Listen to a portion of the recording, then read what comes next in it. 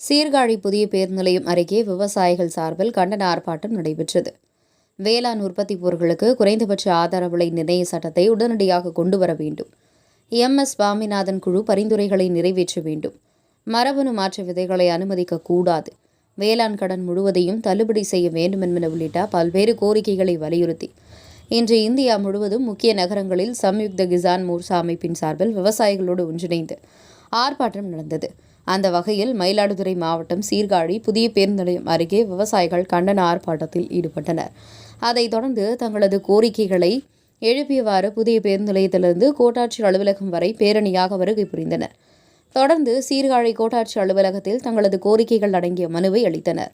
உங்கள் பகுதியில் உடனுக்குடன் முக்கிய செய்திகள் உங்கள் விரல் நுனியில் காண எங்கள் தவசி நியூஸ் 24 சேனலை காண தவறாதீர்கள். உங்கள் சீர்காழி செய்தியாளர் சாமி பத்மநாபனுடன் உங்கள் தவசி ரமேஷ்.